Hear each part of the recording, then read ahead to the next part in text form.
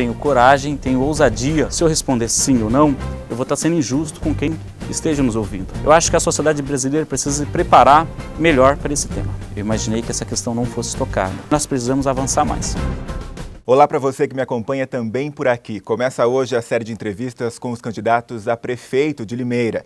E por ordem de aceitação do convite, ficou determinado com as assessorias que hoje o primeiro a ser entrevistado é o candidato do PT, Cláudio Marques. Primeiramente, obrigado, candidato, por ter aceito o convite. Obrigado, Gustavo. Nós que agradecemos pelo convite, tendo em vista a necessidade de dialogar com a população de Limeira. Vamos repassar só as duas regras que faltam. A primeira delas é que todos os candidatos vão falar sobre todos os temas. E a segunda e mais importante é que nós teremos 25 minutos de entrevista, direto, sendo que não haverá edição de fala do candidato, uma forma do eleitor avaliar o desempenho de cada um diante dos questionamentos. Então, candidato, a gente pode começar? Podemos? Muito bem, nosso tempo começa a contar a partir de agora. A primeira pergunta é bastante óbvia, mas necessária para o eleitor avaliar aí a motivação de cada candidato. Então, o que eu gostaria de saber é por que o senhor quer ser prefeito de Limeira. Gustavo, eu quero ser prefeito de Limeira porque eu tenho coragem, tenho ousadia para fazer avançar as questões que o município de Limeira precisa avançar. Política é cuidar de gente, é cuidar de pessoas. Considero que diante de um cenário tão conturbado, de desencanto da população em relação à política, as pessoas de bem têm que se apresentar para que possamos realizar as transformações que a cidade precisa realizar. E é por isso que eu me coloco na política como alternativa de esperança para a população limeirense. Muito bem. Candidato, o senhor faz parte de um partido e concorre por um partido que tem aliança com o atual governo. O que eu gostaria de saber é como o senhor colocaria ao eleitor se essa candidatura não é acessória, ou o senhor tem realmente um plano e pretende governar a cidade? Nossa candidatura é uma candidatura absolutamente autêntica. Estamos dialogando com a população limeirense, apresentando todo o conjunto das nossas propostas. E é importante essa questão, Gustavo, para esclarecer que a nossa candidatura tem um projeto diferente em relação ao futuro, diferente às outras candidaturas. Você deve estar falando especificamente em relação à candidatura do atual prefeito, ao qual nós estávamos coligados no último processo eleitoral. É importante esclarecer para a população limeirense que a nossa candidatura do Partido dos Trabalhadores tem uma proposta diferente em relação ao futuro, em relação a todas as candidaturas aí colocadas. Por isso que a gente se coloca de forma bastante autêntica nesse processo eleitoral. Vamos falar agora sobre reforma agrária. Recentemente, o atual governo informou que pretende aí um corte de bilhões de reais em programas de habitação e também voltado à reforma agrária. Não depende muito da prefeitura gerir a respeito disso, mas nós temos aqui um assentamento que gera muita discussão, enfim. Diante disso, diante de já uma iniciativa de corte de gastos envolvendo essa questão, como que o senhor observa esse tipo de atitude do atual governo e como pretende também resolver uma situação aí de longa data, como é o caso do Elizabeth Teixeira? Ótima pergunta, Gustavo. É fundamental que esse processo eleitoral trate também de esclarecer para o povo brasileiro o que está em jogo diante da expectativa ante o governo federal. O governo federal tem apresentado um conjunto de cortes aos direitos sociais que vai atacar diretamente a qualidade de vida do povo brasileiro. Você está destacando aí a respeito da reforma agrária, que o governo interino, que esse governo de plantão aí, já deu demonstrações no sentido de corte nas áreas sociais. É fundamental, então, que nós tenhamos candidaturas que apontem para o futuro, que apontem para a esperança e que façam o contraponto à experiência do governo federal, à experiência do governo estadual, que apontam, que expressam para a população tão somente um conjunto de ajustes fiscais, de ajustes econômicos que não interessam, sobretudo, para a população brasileira e para a população limeirense. Acerca da questão da regularização do assentamento Elizabeth Teixeira, é importante nós esclarecermos que Limeira pode sim constituir um polo de produção de alimentos naquela região e de que as famílias trabalhadoras que ali produzem alimentos e que podem oferecer esses alimentos para a merenda escolar, e nós queremos expressar na nossa candidatura um estímulo para que aquela área possa ser regulamentada, possa ser regularizada e que nós tenhamos aí parcerias, convênios para essa produção de alimento vir até a população limeirense através de acesso à merenda escolar ou outras formas de destinação. Candidato, qual que é a orientação religiosa do senhor? Eu sou católico desde sempre, fui formado dentro da Igreja Católica e é interessante, Gustavo, que essa candidatura expressa um pouco esse sentimento de esperança que nós aprendemos na experiência religiosa.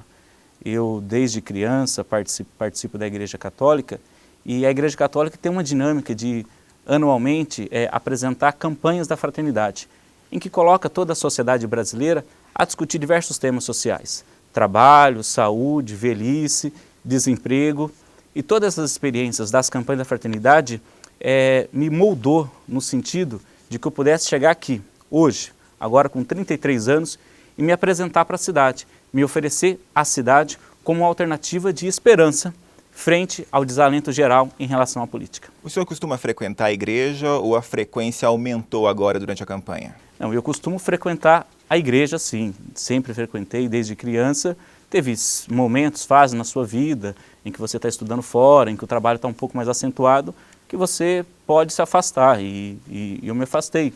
Em alguns momentos da vida, sim, mas sempre fui com bastante intensidade na comunidade católica. Candidato, vamos avançar até um assunto que, pelo menos aqui no Brasil, tem ligação direta com a questão religiosa. Recentemente, essa epidemia de Zika vírus aí trouxe à tona um debate sobre aborto novamente, até pela possibilidade do vírus causar microcefalia nas crianças. Diante disso, o senhor se considera favorável ou contra o aborto? Gustavo, é interessante que todos esses temas acerca da saúde da mulher, em sua maioria, ele é discutido em âmbitos que não diz respeito à expressão da mulher. Nós estamos discutindo essa questão fundamental aqui entre dois homens.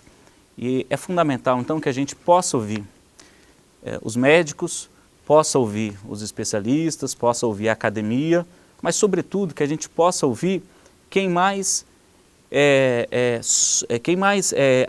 interessa essa questão, que é, sobretudo, ao universo feminino.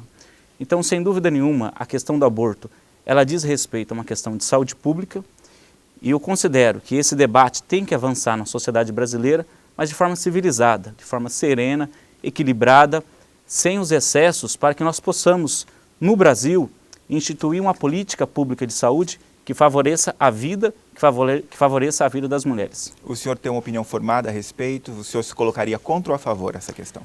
Não, nesse sentido, é fundamental mesmo que a política faça esse exercício de debate. A gente nasceu na vida política fazendo a defesa da luta dos trabalhadores, da luta dos pobres, da luta dos menos favorecidos, da luta das minorias, das mulheres, gays, lésbicas, do movimento negro. Então é fundamental a gente se colocar nesse exercício de discutir com a sociedade. Mas também é importante enfatizar que nós defendemos o direito à vida das mulheres, dos povos em geral e de todos os oprimidos da sociedade. Candidato, eu posso concluir que o senhor não quer opinar a respeito dessa questão? Não, mas nós opinamos a respeito dessa questão. Contra ou a favor? Nós somos enfáticos no sentido de defesa da vida da mulher. E isso significa que o senhor é contra ou a favor ao aborto? Por quê, Gustavo? O problema não é de sim ou não. Quando você faz uma pergunta mal formulada, ela atrapalha o pensamento. Se eu responder sim ou não, eu vou estar sendo injusto com quem esteja nos ouvindo. Então é fundamental a gente se colocar no sentido de a sociedade brasileira discutir a questão do aborto como questão de saúde pública. Ok, vamos avançar. O senhor colocou aí também a questão das minorias e vamos falar agora dos direitos dos que compõem a sigla LGBT. Recentemente, por ordem do Supremo Tribunal Federal, ficou decidido que os cartórios são obrigados a realizar a união entre pessoas do mesmo sexo, a união estável entre pessoas do mesmo sexo.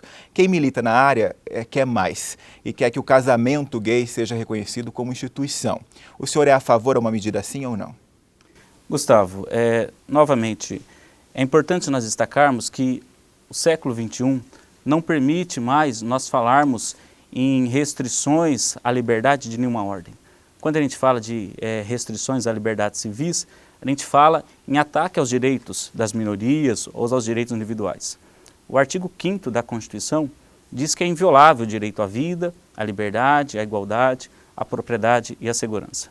E a sociedade tem um conjunto de demandas. Vários setores têm um conjunto de demandas. E o setor de LGBT apresenta enfaticamente um conjunto de demandas e a sociedade tem que ouvir, tem que avançar, porque nós não podemos mais ficar restringindo o debate e ficar obstaculizando um conjunto de demandas por conta de um pensamento estreito ou por conta de preconceitos. A sociedade brasileira precisa avançar. E avançar significa sim ao casamento gay enquanto instituição? Ela vai avançar sim no conjunto dessas demandas e com muita tranquilidade. A gente pode falar que a sociedade brasileira e a sociedade como um todo, ela vai avançar no sentido da liberdade plena, do respeito às escolhas. Vamos avançar agora e falar sobre segurança pública. O assunto agora é legalização da maconha. O senhor é a favor ou contra? Gustavo, novamente, é importante nós deixarmos claro que esse debate ele tem que ser qualificado. Qualificado no sentido de nós respeitarmos, sobretudo, as demandas que vêm da sociedade. O combate às drogas, como tem se dado, ele não tem se demonstrado eficiente. Não tem se demonstrado eficiente. Vários países avançaram no sentido da regulamentação equilibrada do uso da maconha. Vários países avançaram. E, ao que consta, têm obtido certos resultados positivos dessa regulamentação. No Brasil, o que nós precisamos é suspender o obstáculo ao debate. Quando você pergunta se o candidato é favorável ou contra, o candidato se coloca no sentido de discutir. Por que eu digo isso? Porque hoje morrem muitos jovens na periferia por conta da guerra que se faz ao uso da maconha. Então, com muita tranquilidade, uma candidatura à prefeitura tem que conseguir expressar realmente qual que é o seu horizonte histórico acerca disso. Eu me coloco no sentido de que nós temos que, com tranquilidade, com serenidade, sem preconceitos, discutir todos os temas. A legalização do uso da maconha é um tema que tem percorrido vários seminários pelo país afora e nós temos obtido avanços. Eu acho que a sociedade brasileira precisa se preparar melhor para esse tema. Redução da maioridade penal agora. O senhor é contra ou a favor? E se for a favor, para quanto reduzir a maioridade penal? Esse debate tem permeado, mas permeou o Brasil no último ano e nós atuamos nas diversas movimentos sociais e nós destacamos com tranquilidade de que a política de redução da maioridade penal não resolve o problema da violência. Destacamos isso porque essa política de encarceramento da nossa juventude é uma política de uma sociedade que ainda não aprendeu a resolver os seus conflitos. Nós precisamos aprender a resolver os nossos conflitos. A prisão nunca foi alternativa saudável para uma sociedade civilizada. O que nós precisamos? Nós precisamos, primeiramente, garantir todos os dispositivos de direitos fundamentais que estão previstos na Constituição. Educação pública de qualidade, saúde pública de qualidade, acesso à cultura, acesso ao esporte. Enquanto nós não tivermos respeitado os direitos fundamentais, falar em encarcerar a nossa juventude é uma política de terror. Muito bem. Agora há pouco a gente falava sobre as minorias e eu quero falar sobre uma outra questão que não envolve necessariamente uma minoria, mas por muito tempo foi visto assim. A gente tem assistido aí recentemente, no último ano, nasceu um novo feminismo com uma cara jovem e que se consagrou, digamos assim, em uma expressão que é a cultura do estupro. A gente pegou os dados aqui de Limeira, só nos primeiros 3 meses a quantidade de estupros registrados subiu 71%. É muita coisa e registra também uma questão positiva. As mulheres estão falando mais, denunciando mais. Diante desse fato grave que tem se revelado na sociedade, qual que é a visão do senhor sobre essa cultura machista ou essa cultura do estupro? E o que é possível fazer para evitar? Gustavo, nós temos que, dia a dia, desconstruir a cultura do machismo. Desconstruir nas suas diversas dimensões. Na escola, na política, na família, desconstruir na sociedade o machismo.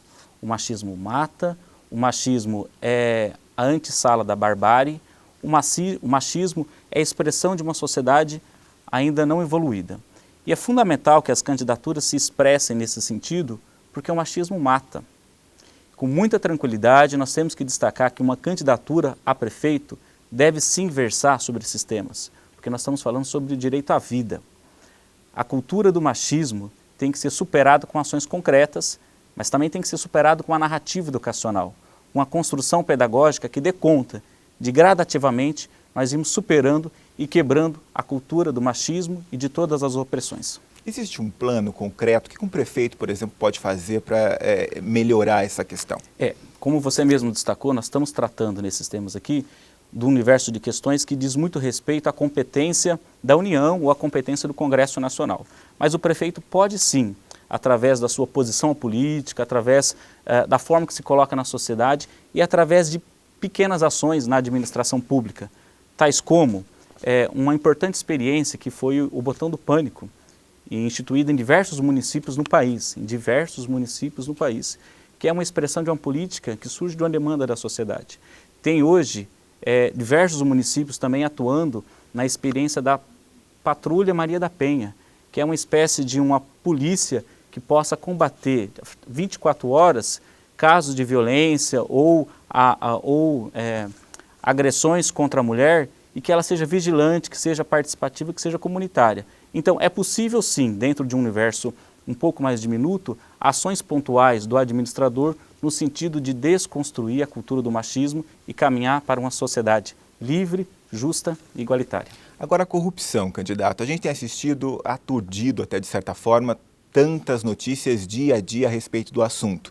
E tem visto uma relação muito promíscua que a gente já conhecia, mas que agora está aí, diante dos nossos olhos, entre poder público e privado. O que eu gostaria de saber, e agora sim tem a ver com a atuação de um prefeito, é o que é possível, ou qual é o plano real e concreto que o senhor teria para evitar a corrupção em Limeira?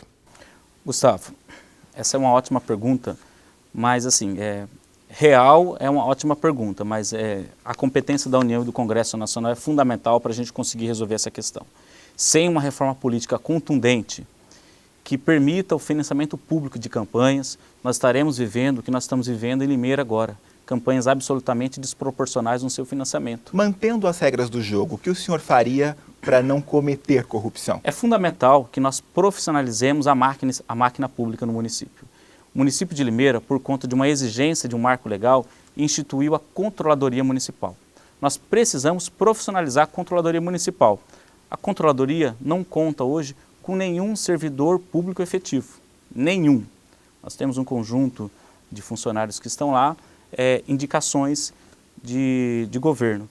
E é fundamental que a máquina seja profissionalizada para que possa acompanhar os contratos, monitorar os contratos. E nesse sentido, eu me coloco com absoluta firmeza no sentido de profissionalizar a máquina, mesmo porque eu sou funcionário público municipal.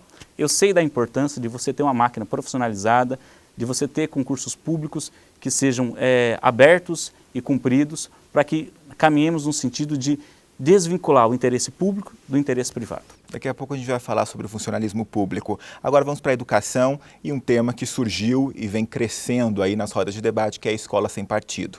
É um movimento de um grupo que acabou se transformando em diversos projetos de lei por todo o país.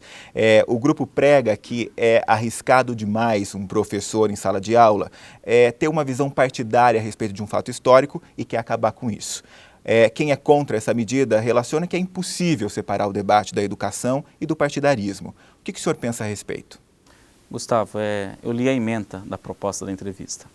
Eu imaginei que essa questão não fosse tocada, porque é tão aberrante a proposta de constituir uma escola sem partido, que esse debate, eu acho que ele não tem guarida num espaço qualificado de reflexão da sociedade. Por que é uma aberração? Porque é uma aberração porque é buscar criminalizar toda e qualquer manifestação do pensamento. Nós corremos o risco, no país e no município nesse instante, de retrocedermos há séculos, atrás, em que o pensamento reflexivo ele é criminalizado. Eu sou bacharel em filosofia, me formei em filosofia pela PUC Campinas. E um slogan que nós sempre utilizamos no ambiente acadêmico é de que não há tabus para o pensamento. Você permite as diversas manifestações do pensamento e isso faz com que a humanidade cresça, faz com que a comunidade se desenvolva. Agora, instituir propostas aberrantes de escola sem partido é querer anular a ação dos indivíduos e significa mesmo a expressão de uma força política que tem crescido no país e que é fundamental que as pessoas de bem, que as pessoas esclarecidas se apresentem para o debate, para que esse conjunto de propostas aberrantes não possam ter guarida na sociedade brasileira. Aproveitando a sua experiência como filósofo também, por que uma proposta assim é tão agressiva, digamos assim, à educação? Por quê? Porque ela anula a capacidade reflexiva de alunos e professores de você examinar um evento histórico. Mas Cláudio, eu quero examinar sem paixão. Como você examina sem paixão a Revolução Francesa? Em Alagoas, um projeto assim acabou passando e indo adiante. É o único exemplo até o momento, mas diversos projetos de lei avançaram aí pelo país inteiro. Por que propostas assim então ganham eco e se transformam em projetos de lei? Gustavo, essa é uma boa pergunta que talvez careceria de muito tempo para que nós pudéssemos discorrer. Mas a sociedade brasileira vive uma crise de representação, o que leva a propostas um tanto quanto desfiguradas se apresentarem como alternativas. Desde quando um professor criativo, desde quando um professor que tem a capacidade de envolver e refletir com os alunos, constitui um risco para a sociedade. Essa proposta de escola sem partido, ela constitui sim um atentado à escola pública e constitui um atentado, sobretudo, à cultura e à capacidade dos indivíduos. Agora vamos falar sobre cotas raciais. São necessárias ainda? Sim, não e por quê? São necessárias ainda. A escravidão no Brasil durou 300 anos. Nós temos uma dívida histórica para com os nossos irmãos afrodescendentes e é fundamental que o Estado brasileiro e os municípios, pertencem ao Estado brasileiro, que os municípios possam ter legislação adequada para que nós gradativamente possamos ir avançar na questão da representação de todos os setores da sociedade brasileira. Digo isso com muita tranquilidade, com muita clareza, porque é uma dívida que a sociedade brasileira, diversos outros países, já tem marco legal no sentido de avançar. O Brasil ainda começou a caminhar nesse sentido e nós precisamos avançar mais.